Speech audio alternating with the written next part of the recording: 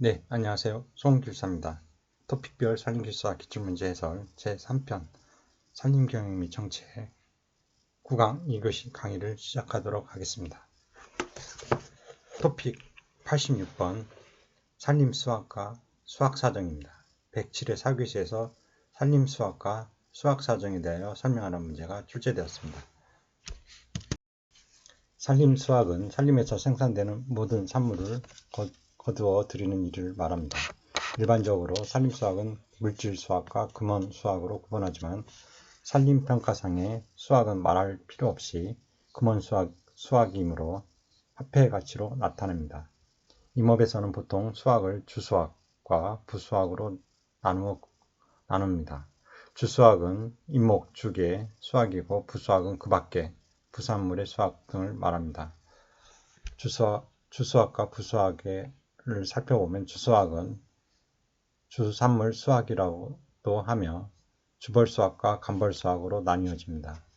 주벌수학, 벌기수학은 임목을 벌기에 수확한 것이고 간벌수학은 벌기 이전에 수확한 것입니다. 근래에는 주벌수학을 갱신 또는 갱신 준비를 위한 벌채에 의하여 수확한 것으로 하고 간벌수학은 그 밖의 수학으로 구분하는 등 갱신에 주안점을 두고 나누는 경우가 많습니다. 부수학은 일반적으로 임목죽 이외의 수학을 부수학 또는 부산물 수학이라고 합니다. 부산물은 주산물 이외의 모든 산림생산물을 포함하는 것으로서 부수학의 대상은 다음과 같습니다.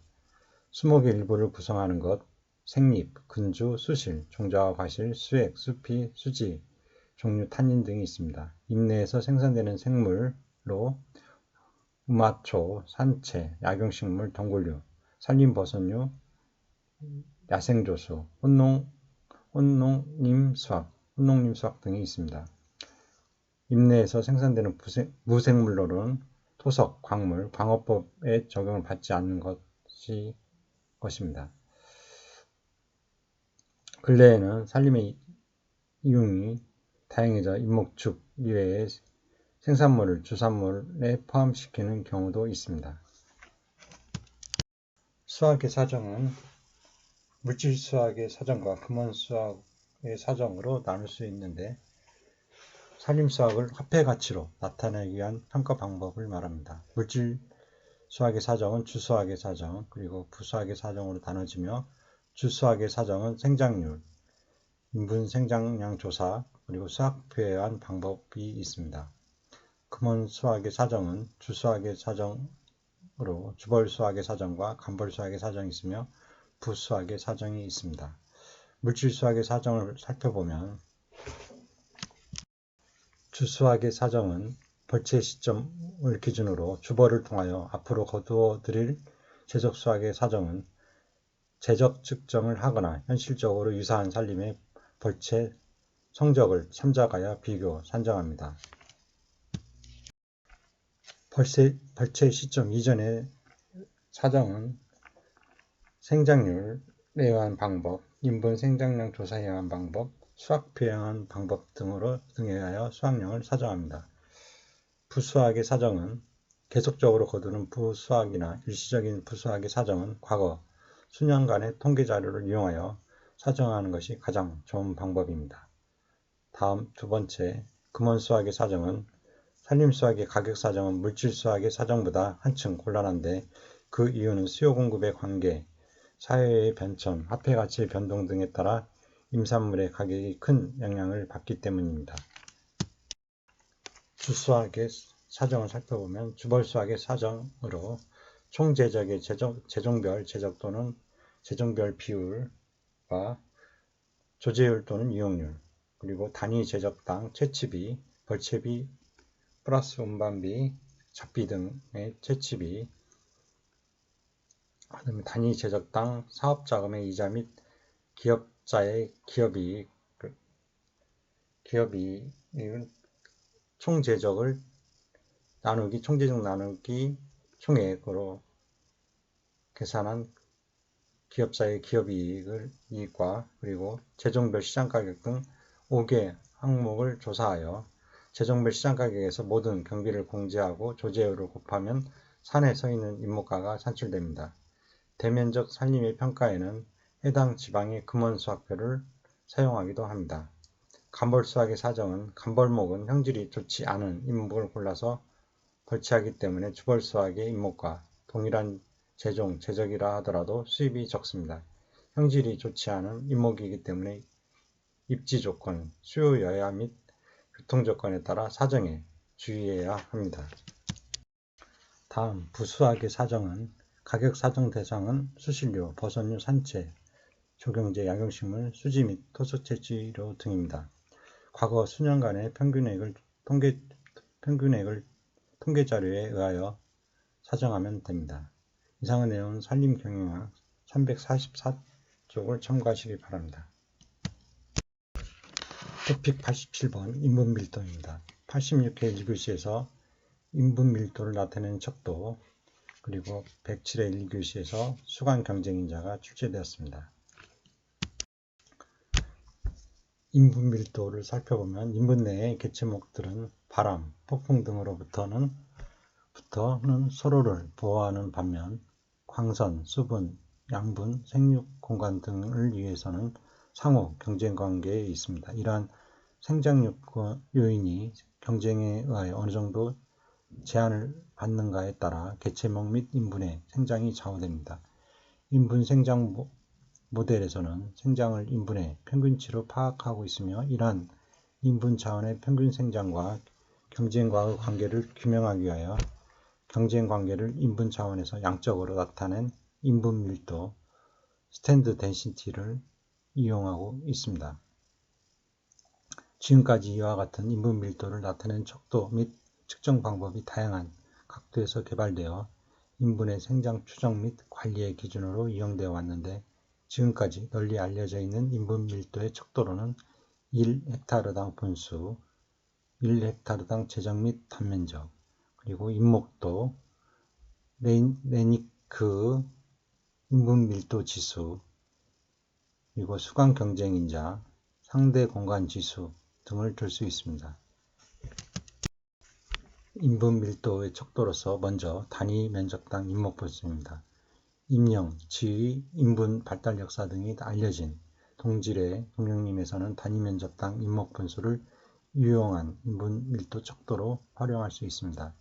인공식재지의 생장과 수학에 관한 여러 가지 모델들은 단위 면적당 인목 분수를 인분 밀도의 입력 변수로 사용하고 있습니다. 그러나 단위 면적당 인목 분수는 임령 또는 흉부 직경이 증가함에 따라 감소되기 때문에 비교를 위해서는 단위 면적당 분수가 어떤 기준, 임령 또는 흉고 직경과 함께 제시되어야 합니다.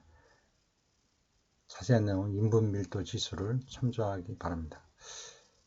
다음 두 번째 제적은 인분 밀도는 종종 제적에 의하여 표시됩니다. 수많은 경영법들이 직간접적으로 제적과 결부되어 있기 때문에 제적은 하나의 합리적인 밀도 척도입니다.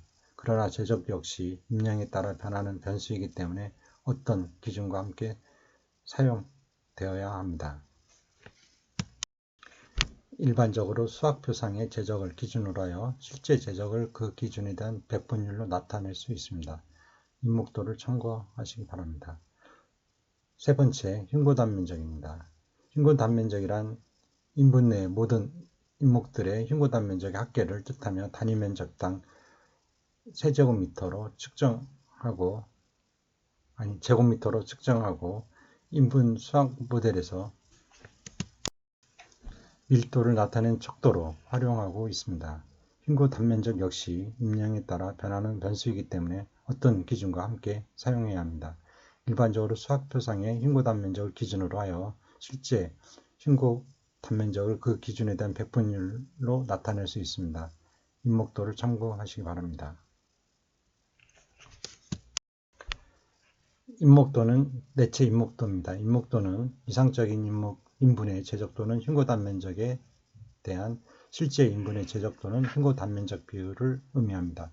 제적보다는 흉고 단면적의 파악이 용이하기 때문에 산림경영 분야에서는 일반적으로 흉고 단면적을 인목도 산정의 기준으로 활용하고 있습니다. 즉, 인목도는 보통 수학표상의 흉고 단면적에 대한 실제 흉고 단면적의 비율로 측정됩니다.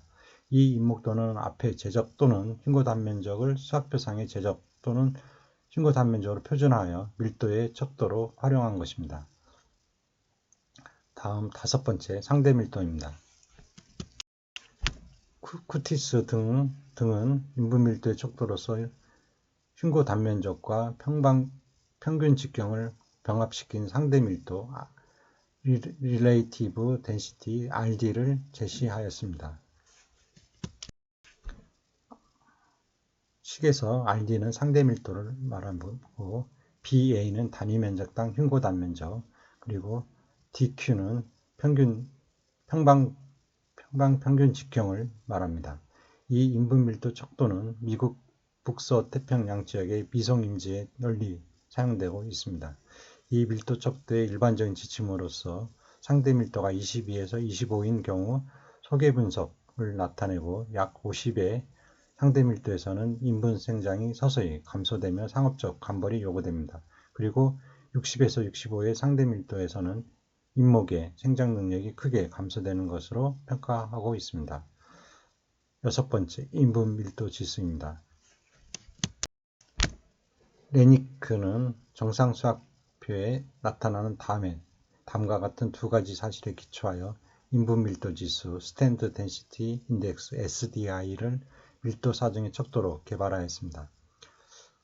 먼저 최대의 밀도를 보이는 두 인분에서 동일한 평균 흉고 직경에 대한 최대 인목 분수는 거의 같다. 두 번째, 최대의 밀도를 보이는 대부분의 인분에서 평균 흉고 직경에 대한 최대 인목 분수 곡선은 다음과 같은 관계가 성립합니다. 식에서 n은 단위 면적당 인목 분수, k는 각 수종별 상수, dq는 평균 직경을 인치로 나타낸 것입니다. 평균 직경이 10인치일 때 인목 밀도 지수에 해당하며 이것은 다음과 같은 식으로 계산됩니다. SDI는 n 단위 면적당 인목수 곱하기 10을 평균 직경 DQ로 나눈 거에다가 1.605승을 해서 구합니다. 예를 들면 평균 직경이 3인치일 때 690번의 인목을 갖는 인분은 10인치일 때 100번의 인목을 갖는 인분과 똑같은 밀도를 갖게 됩니다. 그리고 위 식을 이용하면 공통 인분 밀도 지수 100을 얻을 수 있습니다. 이와 같이 레니크의 인분 밀도 지수를 이용하면 평균 흉고 직경과 1헥타르당 인목 분수로부터 인분 밀도를 쉽게 추정할 수 있습니다. 레이크의 인분 밀도 지수는 인분 밀도 지수로 활용할 수 있는 1헥타르당 분수를 10인치, 약 25cm의 크기 흉부 직경에서의 1헥타르당 분수를 기준으로 표준화한 것으로 볼 수 있습니다. 7번째, 수간 경쟁인자입니다. 수간 경쟁인자는 인목 수간의 지상 투영 면적의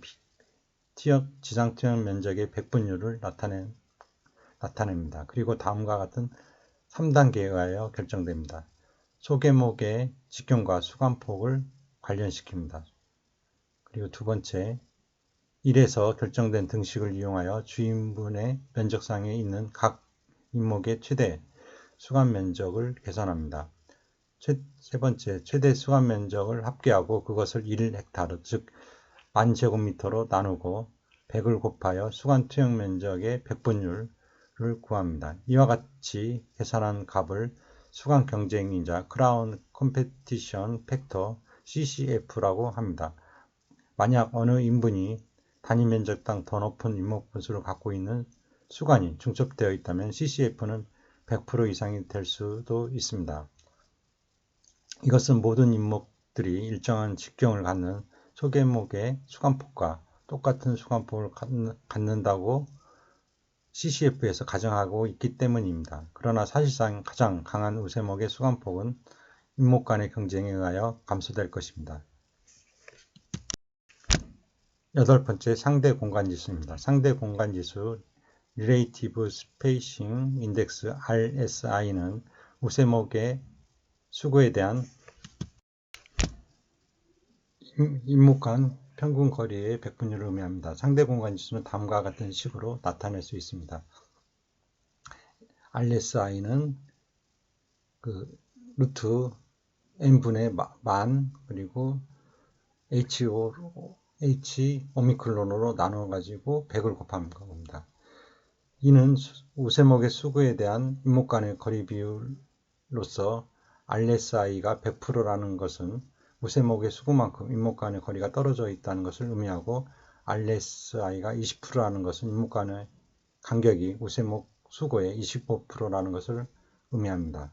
RSI는 인분 밀도 지수로 활용할 수 있는 1헥타르당 분수를 우세목의 수구를 기준으로 표준하는 것으로 볼 수 있습니다. 이상은 신고 산림경영학 74쪽을 참고하시기 바랍니다. 88번 토픽 88 동령님과 일령님의 인분구조입니다.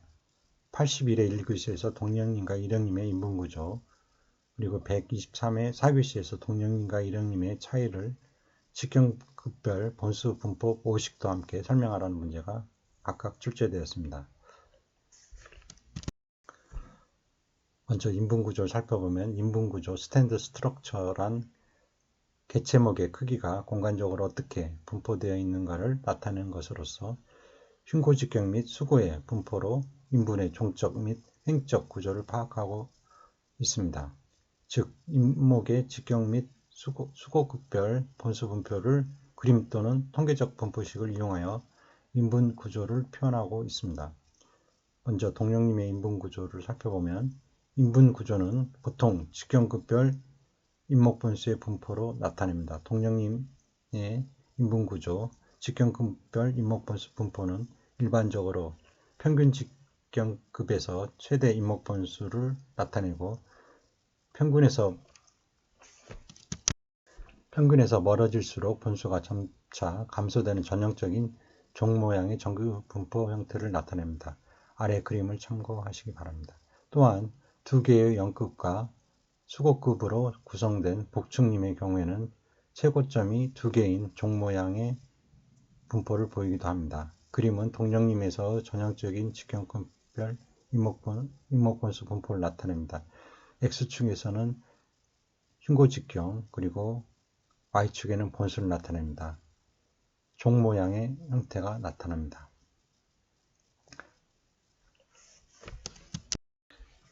일령림에서는 낮은 직경급을 중심으로 많은 수종이 분포되어 있으며 평균 주변에 밀집한 분포 형태를 보입니다. 임령이 증가하면서 직경급은 높아지고 전체적으로 분수도 감소되는 경향이 있습니다. 또한 임령이 증가할수록 평균 직경급으로부터 분산되는 정도가 점점 강해져 분포가 점차 넓어지는 형태를 보입니다. 이러한 동령림에서 직경급별 인목분수의 분포는 Y볼 분포, 아래의 그림을 참조하시기 바랍니다. Y볼 그림 분포에 의하여 수식으로 나타낼 수 있으며 직경급 성장 및 수학 모델에 활용됩니다. 그림은 Y볼 분포 형태를 나타냅니다. 유령림에서 중령림 그리고 노령림으로 가면서 그 형태를 나타냅니다. 분산되는 정도가 점점 강해져 분산폭이 넓어집니다. 노령림을 될수록. 일령림의 인분구조를 살펴보면 동령림의 인분구조가 평균 직경급별을 중심으로 분산되는 종 모양의 분포 형태를 보이는 반면 여러 수령 및 영급이 모여있는 일령림의 인분구조는 낮은 직경급의 분수가 많이 분포되어 있고 직경급이 증가할수록 분수가 작아지는 전형적인 역제이자 형태의 분포를 나타냅니다. 아래의 그림은 일령림에서 직경급별 인목분수 분포로 역제이자 분포를 나타냅니다.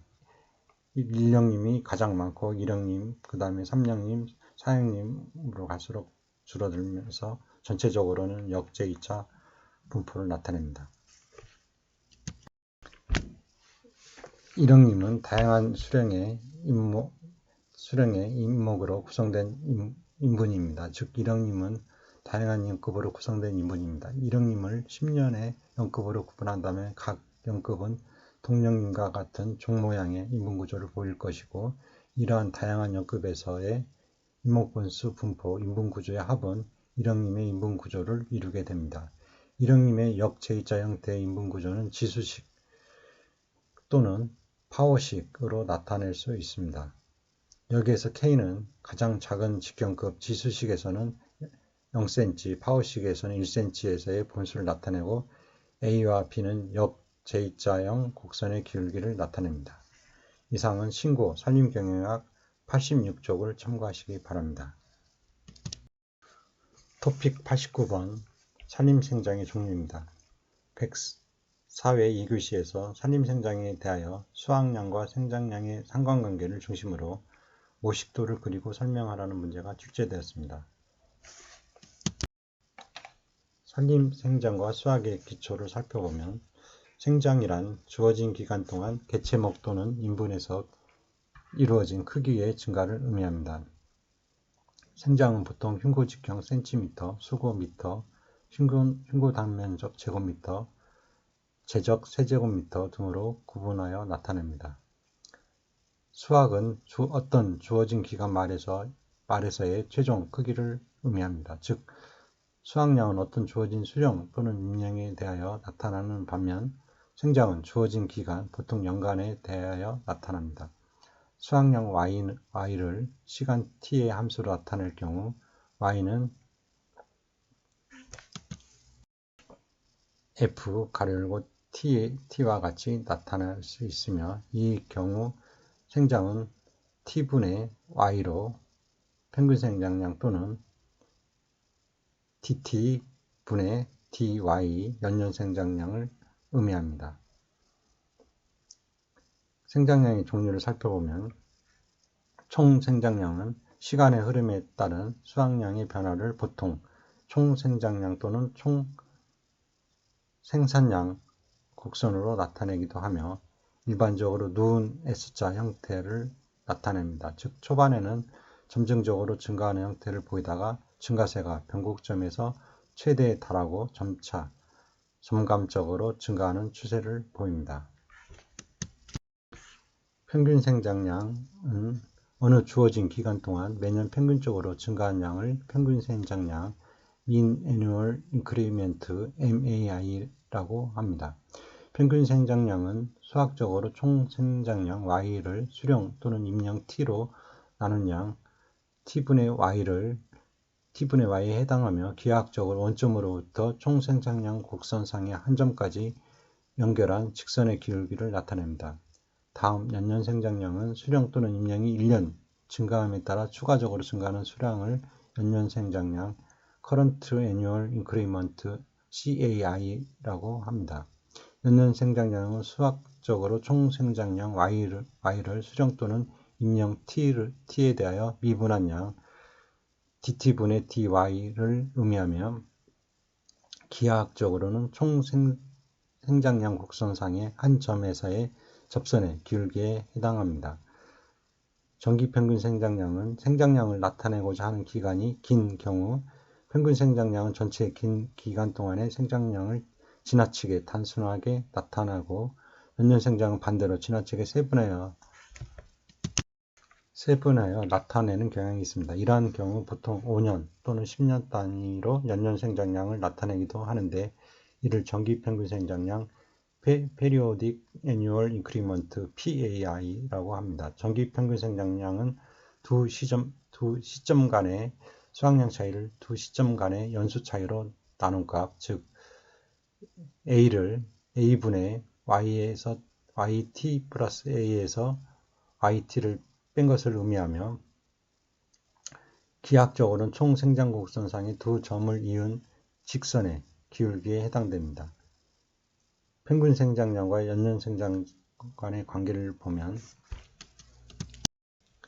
시간의 흐름에 따른 평균 생장량과 연년 생장량은 모두 초반에 점차 증가하다가 최고점에 달한 후 점차 감소되는 경향을 나타냅니다. 그러나 최고점에 달하는 시점이 서로 다른데, 평균 생장량 곡선은 원점을 지나는 직선이 총 생장량 곡선과 접하는 시점에서 최고점에 달하고 연년 생장량 곡선은 총 생장량 곡선이 변곡점에 이르는 시점에서 최고점에 달합니다. 그림은 수확량과 생장량의 관계로 평균 생장량 곡선이고 위에는 연년 생장량 곡선입니다. 연년 생장량 곡선은 최고점이 먼저 도달하고 그 다음에 평균 생장량 곡선이 그 다음에 최고점에 도달합니다. 두 곡선은 평균 생장량 곡선이 최고에 달하는 시점에서 서로 만나며 두 곡선이 만나기 전 평균 생장량이 최고점에 이르기 전에는 연년 생장량이 더 크지만 두 곡선이 만난 후에는 평균 생장량이 더 큽니다. 이는 생장 초기에 매년 평균적으로 생장하는 양보다 가장 최근 1년간 생장하는 양이 크지만 평균 생장량이 최고점에 달한 이후에는 매년 평균적으로 생장하는 양보다 가장 최근 1년간 생장하는 양이 적은 것을 의미합니다. 생장 측면에서만 보면 평균 생장량이 최고에 달하기 전까지는 벌채하지 않고 두는 것이 효율적인 반면 평균 생장량이 최고에 달한 이후에는 벌채하지 않고 두는 것은 평균 생장량을 감소시키는 비효율적인 것으로 볼 수 있습니다. 이와 같은 두 생장량 간의 관계는 제적 수확량 측면에서의 벌기량을 결정하는 데 활용되기도 합니다. 이상한 내용은 신고 산림경영학 67쪽을 참고하시기 바랍니다. 토픽 90번 임지 생산능력 지휘지수입니다. 83회 3교시에서 임지 생산능력 지휘지수를 결정하는 방법 3가지, 그리고 86회 1교시에서 산림경영의 관리에 있어 임지 생산능력을 결정하는 요소, 그리고 99회 1교시에서 임지의 생산능력을 측정하는 방법 중 지휘지수에 의한 방법, 104회 4교시에서 지휘지수 자료의 해석과 사용에 있어 유의해야 할 사항, 그리고 122회 2교시에서 임지 생산 능력 지위를 판정하는 방법 3가지, 그리고 132회 1교시에서 지휘지수에 대하여 설명하라는 문제가 각각 출제되었습니다. 임지 생산 능력 지휘지수는 보통 지위로 표현되는데 토양, 지형, 입지 및 기타 환경인자에 의하여 결정된다고 할 수 있습니다. 지위는 임지가 가지고 있는 전체적인 생산 능력을 말하며 일반적으로 이는 토지가 가지고 있는 임목의 생산 능력을 말하는 것으로 변화시키기가 어렵습니다. 지위는 일반적으로 지휘지수에 의한 방법, 그리고 지표식물에 의한 방법, 환경인자에 의한 방법 등 3가지 방법이 있습니다. 지휘지수는 지위를 사정하는 몇 가지 방법 중에서 가장 대표적인 방법으로 지위를 수치로 표현하는 방법입니다. 산림경영에서는 우세목의 평균수로 지위로 나타냅니다. 지휘지수에 의한 방법을 보면 지휘지수의 의미는 임지의 생산 능력을 나타내는 지위는 원칙적으로 토양, 지형, 입지 등을 나타내는 다양한 인자로부터 판단할 수 있지만 산림관리에 활용해야 한다는 측면에서 보면 산림생장인자를 이용하는 보다 간단한 방법이 요구됩니다. 산림생장인자 중 직경은 밀도의 영향을 많이 받는 반면에 수고, 특히 우세목의 수고는 밀도의 영향을 거의 받지 않는 것으로 알려져 있습니다. 산림생장이 기본적으로 밀도와 지위에 의하여 영향을 받는다고 볼 때 밀도의 영향을 거의 받지 않는다는 것은 결국 지위에 의하여 생장이 결정된다는 것을 의미합니다. 이러한 법칙에 근거하여 산림경영에서는 지위를 우세목의 수고로부터 추정하여 활용해 오고 있습니다. 즉 일정 기준 임량에서의 우세목의 수고를 지휘지수 사이트 인덱스 SI라고 하고 이를 이용하여 임지의 생산 능력을 수치로 나타내고 있습니다.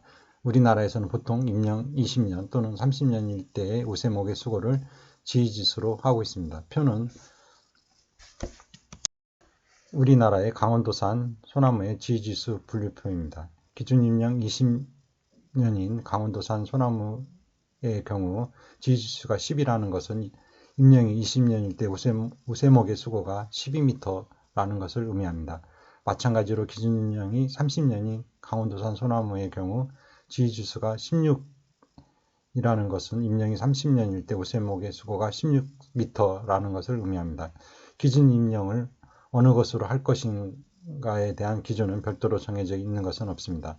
다만 지휘지수 분류 곡선을 제작하기 위해 활용한 자료의 범위에 근거하여 결정되는 것이 일반적입니다. 표는 강원도산 소나무의 지휘지수 분류표를 나타내며 강원도산 소나무의 기준임령은 20년입니다. 여기서 기준임령 20일 때 지지수가 12라는 것은 임령이 20일 때 수고가 12m에 달한다는 것을 의미합니다. 지지수 분류표 및 곡선도 제작 방법을 보면 지지수 분류표 및 곡선은 임령별로 조사한 우세목의 수고 자료로부터 동영법 또는 이영법으로 제작할 수 있습니다.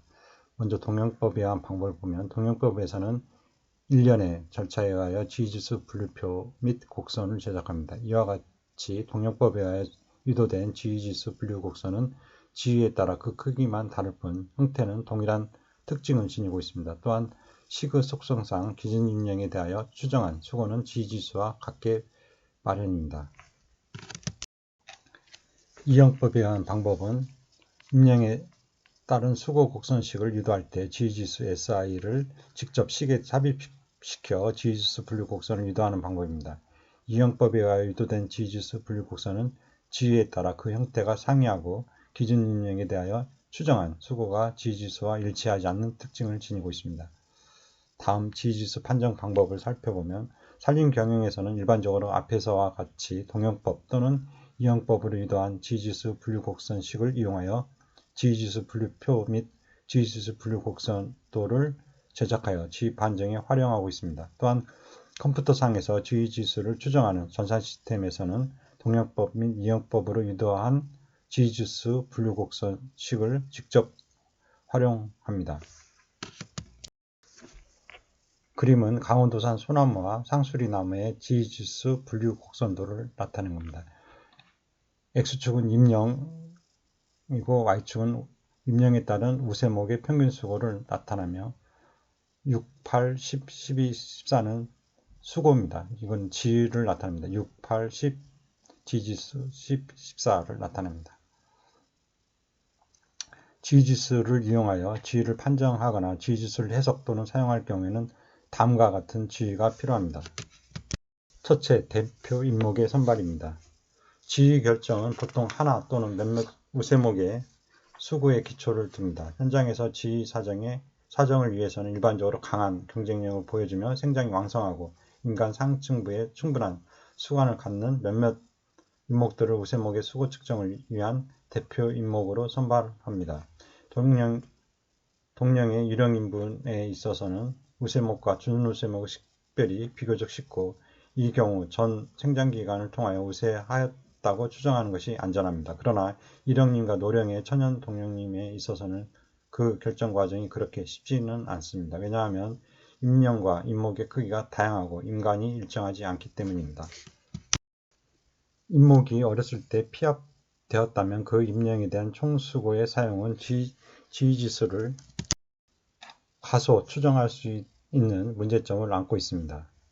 이것은 임목이 일형 상태 하에서 생육할 때 또는 음수가 동령님에서 생육하거나 생육 초기에 잡목과의 경쟁에 접근할 때 발생할 수 있습니다. 따라서 어릴 때 생장이 저조하였거나 피합된 증거가 있는 임목은 지휘 사정을 위한 대표 임목으로 선발해서는 안 됩니다. 두 번째, 지휘지수의 해석과 사용입니다. 지휘지수 자료의 해석과 사용에 있어서 상기해야 할 몇 가지 중요한 점을 들어보면 다음과 같습니다. 먼저 지휘지수를 비교할 때 각 지휘지수는 어느 임령에 기초를 두었는가, 그리고 그것은 흉고 임령인가 아니면 총 임령인가를 확인해야 합니다. 예를 들어 같은 수종이라 하더라도 이 기준 임령이 서로 다를 수 있는데 이러한 경우 지휘지수만을 단순히 비교해서는 안 됩니다. 또한 어느 한 임령에 기초를 둔 지휘지수는 간단한 수치관계를 통하여 다른 임령에 기초를 둔 지휘지수로 변환될 수 없습니다. 기준 임령 20년에 대한 지휘지수 16은 만약 여기에 포함된 수종의 임목들이 20년생 때에 비하여 40년생 때에 꼭 2배의 생장량을 나타내지 않는다면 40년의 기준 임명에 대한 지지수 32와 일치할 수 없습니다. 세 번째, 서로 다른 수종들에 대한 비슷한 지지수들은 절대적이든 또는 상대적이든 간에 지위 생산량이 비슷하다는 것을 뜻하는 것은 아닙니다. 지지수란 어떤 임명에 대한 우세목의 수고를 나타내며 그 이상도 그 이하도 아닙니다. 그리고 어느 한 인물에 대하여 서로 다른 시점에 추정한 지지수는 서로 다를 수 있습니다. 이와 같은 현상에 대한 4가지 원인을 들어 보면 다음과 같습니다. 먼저 초기 생장 기간 동안의 피합은 유령일 때의 지위에 대하여 상당한 과소 추정치를 이끌 수 있습니다. 그러나 그 효과는 시간과 더불어 점차 사라집니다. 그리고 시간의 경과에 따라 지위급이 변할 수 있습니다. 이와 같은 변화는 비록 느리지만 토양 유기물층 및 배수 조건의 변화와 시비 등에 의하여 일어날 수 있습니다. 예를 들어 건조한 기후가 매년 연속되면 토양의 배수 및 양분의 심각한 침해를 받아 지위급이 낮아질 수도 있습니다. 또한 시간의 경과 및 시비 등에 의하여 토양 조건이 개선된다면 지위급은 상대적으로 높아질 수도 있습니다. 다음 미세 입지상의 인부는 지위곡선에 의한 유형을 따르지 않습니다. 카멘은 미송, 더글라스 퍼가 모래와 자갈이 많은 토양에서 자라는 인목은 처음에는 생장이 빠르지만 점차 느려지고, 한편 배수가 불완전한 토양에서 자라는 인목은 초기에는 생장이 느리지만 연령이 증가함에 따라 감지할 수 있을 정도로 생장이 둔화되지 않는다는 것을 발견하였습니다. 또한 관습적인 임령, 수고곡선의 조제를 위한 표본이 제대로 균형 잡히지 않았을 수 있습니다. 어느 특정 임령 및 지위에 더 많은 자료가 집중되어 있을 수도 있습니다. 다음 지표식물에 의한 방법을 살펴보면 이와 관련하여 특히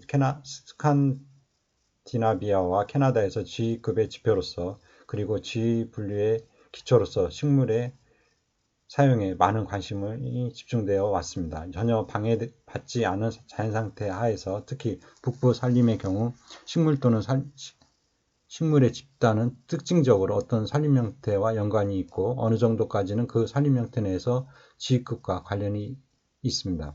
예를 들면 브리티시 컬럼비아주와 워싱턴주의 해안 지방에 자라는 미성에 대한 산림 입지 형태를 성공적으로 스피노즈와 스미스가 확인하였습니다. 즉 몇몇 하층 식생류, 고비류, 고산 저목류, 이끼류, 지우류 등의 식생류 중 우세한 것과 준우세한 것들은 지위지수와 매우 관련이 깊고 해안지방의 미송 인분의 지위급과 깊은 관계가 있다는 것이 밝혀졌습니다. 입지형의 분류는 수목류와 지피물을 포함하여 다운니어의 입지형을 기초로 하여 로키산의 대부분의 지역에서 시작되었습니다. 입지형이란 생장 환경의 견지에서 매우 동질적인 임지의 등급을 말하며 똑같은 극상의 상층 및 하층 식생을 유지하는 방식으로 해발고도, 습도, 토양 등의 변동을 통합하게 됩니다. 입지형에 붙어진 이름 및 호칭은 극상시에 예상되는 특징적인 상층 또는 하층 식물에 대한 이명식 이름입니다. 식생열에 속하는 수종들은 지위지수 값은 현재까지의 증거에 의하면 입지형과 단지 중간 정도로 관련되어 있다는 것을 보여주고 있습니다. 입지의 생산력을 추정하기 위한 입지형의 효력에 대해서는 아직 논쟁의 여지가 있습니다. 하층 식생형과 지위를 연결시키는 것은 많은 작업을 요하며 이 기술은 아직 미국에서도 충분히 검토되지 못하였습니다. 이러한 접근법에 의하여 어느 정도 정확한 애시적 지표식물과 지위관계의 방정식을 유도할 수 있습니다. 그런데 이 기술은 직관적인 호소력을 가지며 지위 추정에 대한 유력한 접근법이 될 수도 있습니다. 하층 지표식물은 인목 자체가 생산성에 대한 좋은 단서를 제공할 수 있을 정도로 충분히 생장하기 전에 미리 어느 입지 위에 성립된다고 하는 점에 있어서 시간상의 장점이 있다고 볼 수 있습니다. 네 번째, 환경인자에 의한 방법입니다. 하층 식생과 지지수를 연결시키는 데 있어서의 난점 때문에 물리적 환경의 국부적 주요 인자들을 사용하려고 노력하였습니다. 토양을 지지수에 연결시키는 것이 가장 일반적인 접근 방법입니다. 토양은 인목의 생장에 대한 적절한 조절적 영향을 끼치며 측정 가능한 토양인자들로부터 지위 추정은 많은 장점을 시사해 줍니다. 토양 성분은 시간에 따른 변화가 느리며 토양 측정치들은 인분이 현존하는 인지에 병행하여 벌채지와 재지에도 적용할 수 있습니다. 단점으로는 지위 사정만을 위한 토양조사는 비용이 많이 들며 성공적으로 수행할 수 있다 하더라도 상당한 추측을 고려해야 합니다. 이상의 내용은 신고 산림경영학 79쪽을 참고하시기 바랍니다. 계속해서 지위판정법에 대해서 다시 한번 살펴보겠습니다. 지위판정법은 지위라 하면 임지의 임목 생산 능력을 말하며 이를 수치적으로 평가하기 위해 일정한 기준 임명대의 우세목의 평균 수고로서 지위를 분류하여 지수화한 것을 지지수라고 합니다. 우리나라에서는 현재 대부분의 수정에서 기준 임명을 20년으로 하고 있으며 단 이 대리 포플러는 12년, 최근에 수학표가 재작성된 잣나무와 새로 작성된 상수리, 신갈나무는 30년으로 하고 있습니다. 지지수 분류곡선을 보면 어떤 인분의 지지수를 사정하자면 인분의 임령과 우세목의 평균 수고를 조사한 후 이 지지수 분류곡선에 점을 표시하고 이 점을 지나는 삽입곡선이 기준 임령의 종축과 만나는 점의 수고를 읽어 해당 인분의 지지수로 합니다. 예를 들어 잣나무 30년생의 우세목 평균 수고가 15m라고 하면 분류곡선에서 임령 30년일 때의 종축과 수고 15m의 횡축이 직각으로 통과하는 지지수 15의 곡선이므로 수고 15m일 때의 지지수는 15로 판정합니다. 우리나라 주요 수정에 대해 이와 같은 지지수 분류곡선이 작성되어 있습니다. 그림은 잣나무의 지지수 분류곡선으로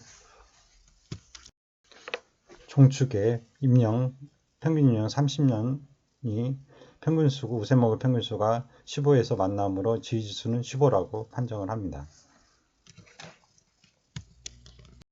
지지수 분류표를 살펴보면 예를 들어 임령 25년일 때 우세목의 평균수가 11.4m인 잣나무 인분의 지지수를 구한다고 하면 표의 잣나무 지지수 분류표에서 임령 23년은 없기 때문에 임령 20년과 25년일 때 지지수 14와 15의 수고로 비례 계산하여 산출합니다.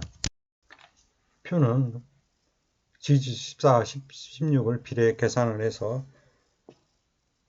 23년일 때 우세목 우수가 23년일 때 산출할 수 있는 방법입니다. 이상을 계산해서 임령 23일 때 지지수는 14의 수고는 10.8이고 8m이고 지지수 16의 수고는 13.2m가 됨을 알 수 있으며 우세목의 평균 수고는 11.4m로 13.2m보다 10.8m에 더 가깝기 때문에 이때 지지수는 최종적으로 14로 판정합니다. 우리나라의 주요 수정에 대해 이와 같은 지지수 분류표가 작성되어 있습니다. 표는 예시로 잣나무 인분의 지지수 분류표를 나타냅니다. 임령 10년일 때의 3.3m가 지지수 12에 해당하고 그 다음에 3.9는 14 그리고 4.5는 지지수 16에 해당합니다.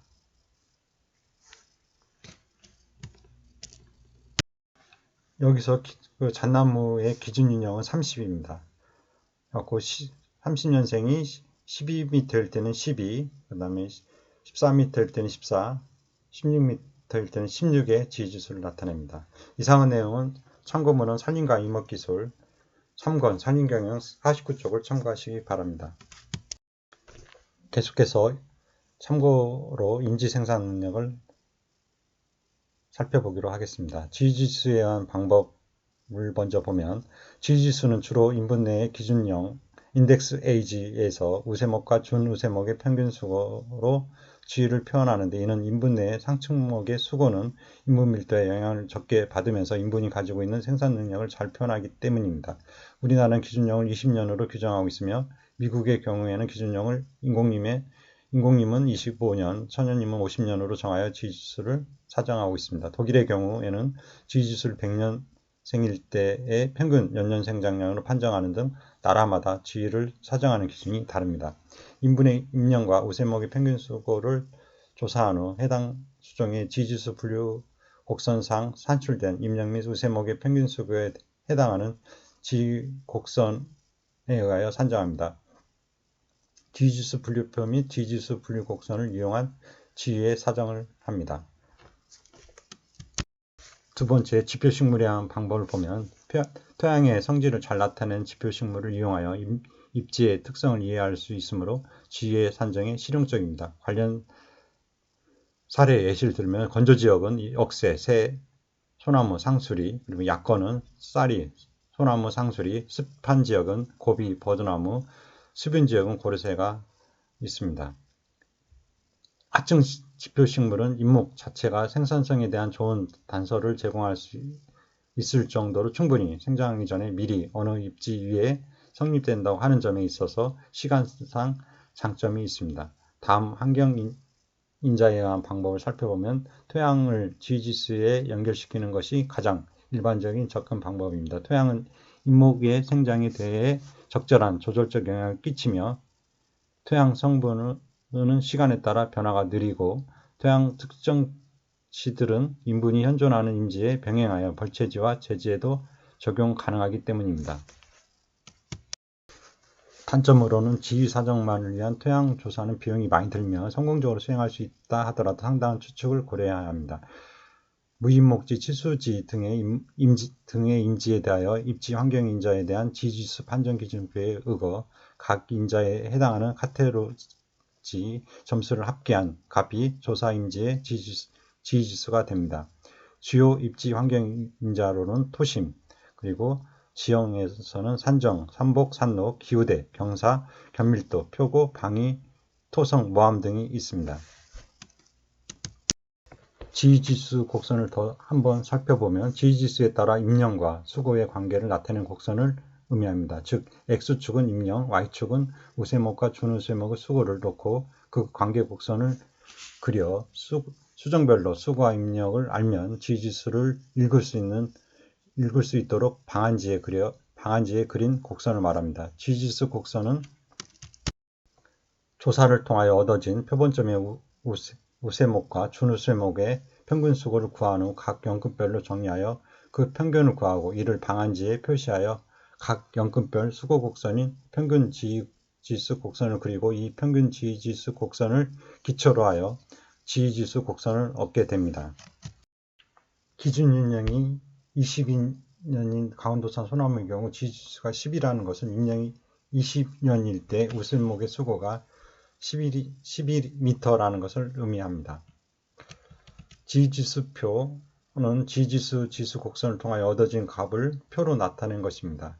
이상의 내용은 산림임업용어사전 산림청 자료 2011년도 자료를 참고하시기 바랍니다. 이상으로 9강 2교시 강의를 모두 마치도록 하겠습니다. 수고하셨습니다.